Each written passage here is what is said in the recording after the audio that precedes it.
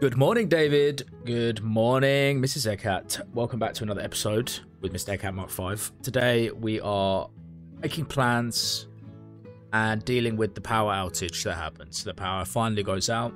There's a lovely boom as the power goes down, and David and Mr. Eggcat are freaking out, obviously. So is our character. So our plans today are to get a generator up and running, and also to get some more petrol, which is where things start to go a little bit pear-shaped, as you'll see for yourself later in the video. I also have to mention that Mr. Eggcat Mark 5 makes some really stupid mistakes in this episode, makes himself very sick. Silly, silly boy. He said good morning to David the Gnome and Mrs. Eggcat the Scarecrow, still waiting a name, of course, and begins his day. Starts his day with a delicious orange, a fresh orange. Then he heads outside. His plan is just to do some looting nearby, check out some of the buildings he hasn't been to before. He wants to go down to the bank.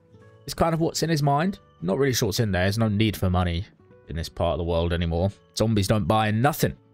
And he's not going to buy anything either. He can just take whatever he wants. There's a kind of an amazing part of the apocalypse I never really thought about. You could just walk into any house and take whatever you want. Before that, though, he's just going to do a little bit of street management. Pile up some dead bodies. Have a look through there. Good stuff. He's going to probably burn these at some point. Because they're starting to smell really hot, middle of summer. These stinky little zombies are stinking up the place, and he wants to tidy up. So he starts piling them on top of each other. Then he sees someone familiar. A zombie he recognizes. This is Susan. Feels good to kill her. Never really liked her very much. Then he kills these zombies, and here's the sound of the power. Bomb. Power's down. He looks around. Yeah. Lights are off. Here's that metallic hum in the background. All the microwaves, the fridges, everything goes completely silent. There's a beautiful word for it. I can't remember what it's called. The sound of that electronic background noise that you hear just disappears. It's actually kind of peaceful. All you can hear is the chirping crickets, the birds, the distant howl of a dog, a distant scream of a zombie, the distant rat-a-tat-tat of some machine gun fire. Obviously, not really that peaceful. Anyway, he pokes his head into the bank. Has a look around. He can hear zombies growling. Maybe there's some bank tellers locked in the back room. Piles of cash. He kind of just wants to see them. He wants to see what the money looks like. He wants to roll around in it. He heads outside and kills one of the security guards, he imagines, in full uniform. Doesn't recognize him as one of his colleagues. Seeing as the bank was pretty useless, he decides to hop the fence into these lovely little homes. He's going to have a little look around and see what he can find. Gets his sneak on. Goes upstairs. Here's a zombie growling, banging. Nothing. No problem with the old trusty fireman's axe. Deletes this person off the face of the earth. Checks in the cupboard. Finds a trusty crowbar. Then starts disassembling the furniture in a sort of a mad flurry. Kind of crazy. All his wife ever asked him to do was take apart, do DIY. He never used to do it. He goes, checks out the nearby garages. He thinks there's probably maybe some good tools in there. Nothing much in the first one. Scarf? Not really that useful, seeing as it's the middle of summer. He has a little rummage through the boxes, couldn't find that much. Dispatches a next door neighbour. Easy peasy. Crunch. Extremely satisfying. Pokes his head into the next garage. Nice and sneaky like. And not really that much in this one either. Just a zombie. Just a zombie. Shuffling around. How they ever got in here? I guess someone must have tried to lock the zombie in there when it all started to go crazy. Maybe it was a loved one. Maybe these two here on the screen were good friends. Anyway, he heads back home. Enjoys the peaceful walk. Gets home nice and excited to see David. Mrs. Eggcat. Gives them both a little mwah on the top of the head. Lovely folks. Drops off some of the goods that he's picked up. Some of the canned foods. Stuff that's going to be important in the long run. Heads back outside. Just going to pop across the street and grab the generator. Seeing as the power's down, he knows there's a generator in the garage opposite. These lovely folk over here had one ready to go. So he heads over, picks it up, brings it back to his house so that he can use the generator to turn on the fridge, turn on the lights, make sure David the Gnome gets his ice cream, and also keep the food fresh for longer so that they don't all starve to death. He pours some fuel into the generator. Excellent stuff. drops off the other one in the back of the car. Then he's thinking, I'm going to need more petrol, which means I need supplies. So before he turns on the generator, he wants to get that stuff out of the way. So he heads back into town. He wants to go to the market, basically. This little zippy market. But there are a few people outside that he has to kill. So he dispatches those zombies first before he gets rummaging around in all those sweets and cookies and candies and stuff. Here's a little looting montage for you as he grabs everything from the shop. A bunch of pop, water, orange soda, crisps, jujubes, hi-his, scrumptious little treats, basically. He simply can't stay away from the bank. He needs to know if there's any money in there. He wants to pour it over his head and roll around in it like a crazy person. But there's actually quite a few zombies inside, so he says, not today. Let's chill out. No need for this kind of nonsense. Dispatches the zombies inside and out and thinks, well, okay, let's not die before we get the power back on. David just wants to see the light on his little gnomish skin. So Mr. Cat decides, let's actually just head back home, back to our friends, get that generator on, make some delicious lunch, have a little party, hand out the sweets we just got. It's going to be amazing. Turns on the generator and here's the roar of the power come to life. Heads inside, all the lights are on. David and Mrs. Seghat are jumping around in great pleasure and joy. Incredibly. The power! It's on! Yay! It's in the party. What better way to celebrate than to cook a delicious meal? It's the Egg Cat specialty. A meat, eggplant, and egg soup. Double egg for the Egg Cat celebration, of course. Has to be 2 eggs. Eggy things. An egg thing and a normal egg. Anyway, next morning, wakes up. Today, he needs to go on a petrol run. He gives Mrs. Eggcat a little kiss on the head as he walks past. And yeah, today the quest is to get some petrol because his generator is going to run out otherwise. He's got a lot of things to power. He's got an oven, a fridge. He's going to start bringing more stuff. Here, he grabs some stuff. I'm going to start tidying up. Lights are on. He heads outside with the rotten bread. He's going to drop the rotten bread on the floor and accidentally just eats the entire loaf. You can see me here running around like, how do I stop this? How do I stop myself eating this? Mr. Cat, no, don't eat the rotten bread. Don't eat the and he eats the rotten bread. He eats an entire loaf of mouldy, green, festering, disgusting mouldy bread. Regardless, he heads out to get another generator because he needs to have a generator to plug into the pump so that the pump can deliver petrol. But he needs the generator from down here to actually do that, which means he has to go and grab this. He remembers where one is, which is in this little garage just down here on the side of the empty house. As he's carrying the generator, he notices that he is queasy. Oh no, he's going to die because he's eating a rotten loaf of bread. This would be the worst way to go. He decides that he probably just needs to head home, calm down, take it easy, rest, maybe change out of these disgusting clothes. His stomach is really hurting. I mean, it would. He's just eaten an entire loaf of, like, green bread. Disgusting. Absolutely disgusting.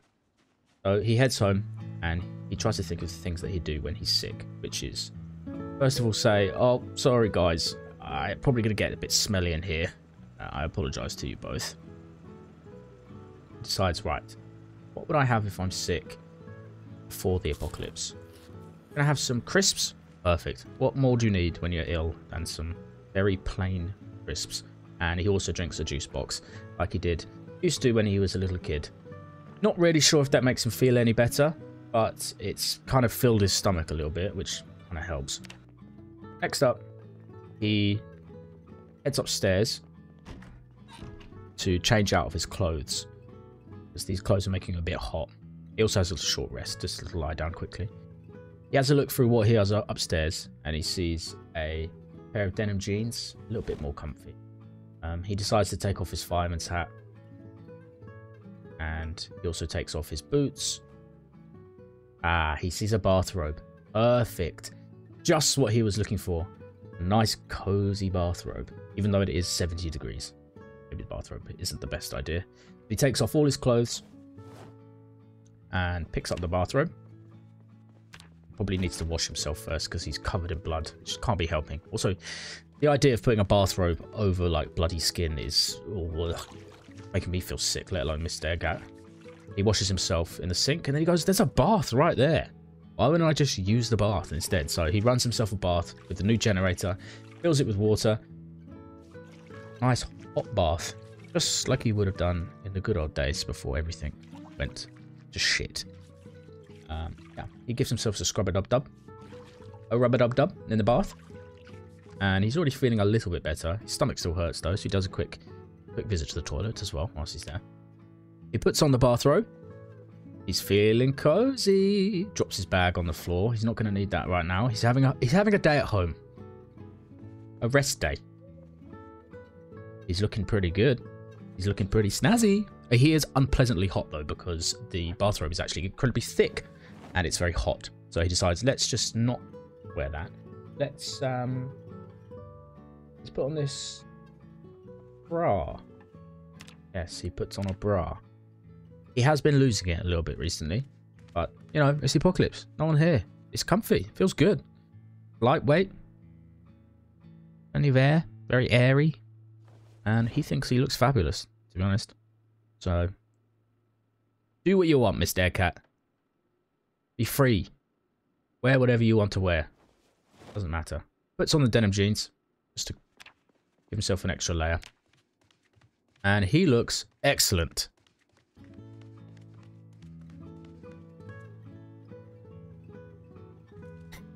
He says to David and Mrs. Eggert, how do I look? How do I look? They go, you look outstanding. Mrs. Eggert in particular has an eye. His bra. He decides he probably wants to wash his clothes because they're all covered in blood. This is just, he's having had a nice day at home. A nice relaxing day at home. He's going to do some household chores whilst he waits for his stomach to get better. He also moves a bunch of stuff around the house. A bunch of the planks and stuff that were lying around. Not doing very good for his OCD. Once his clothes are dry, goes upstairs, takes off the bra. It had been a fun experiment, fun time, but it's time to get dressed again. The queasiness has gone. He's ready to hit the road and go and get himself some petrol. He looks at the map, remembers where it is, grabs some supplies. He's ready. He's ready.